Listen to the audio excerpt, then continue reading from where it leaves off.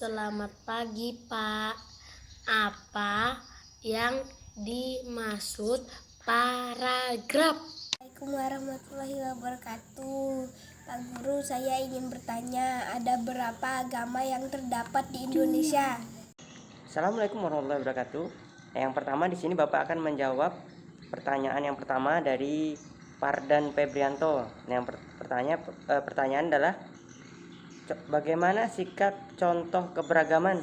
Nah, contohnya yang pertama adalah menjaga kerukunan antar teman, kemudian keluarga, tetangga yang ada di lingkungan tempat tinggal kita. Kemudian ini contoh kedua, menghargai kepercayaan orang lain tanpa harus membeda-bedakan.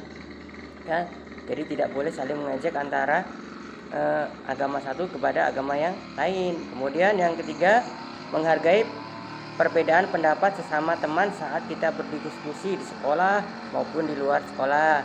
Yang contoh keempat, tidak membeda-bedakan teman, ya.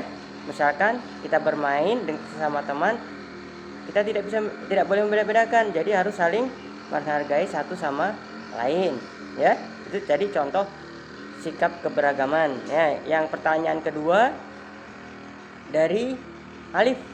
Pertanyaannya adalah, Pak, apa itu paragraf? Di sini Bapak jelaskan ya.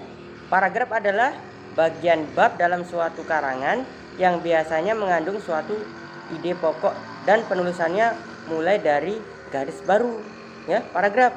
Jadi kalau kita membaca sebuah cerita, itu paragraf itu paling atas atau paling awal kita baca, ya. Biasanya paragraf itu tulisannya menjorok ke dalam atau ada spasinya ke dalam, ya. Jadi paragraf adalah bagian bab dalam suatu karangan yang biasanya mengandung suatu ide pokok dan penulisannya dimulai dari garis baru. Ya, tadi pengertian paragraf. Kemudian yang pertanyaan yang ketiga tadi, berapa jumlah agama di Indonesia, Pak?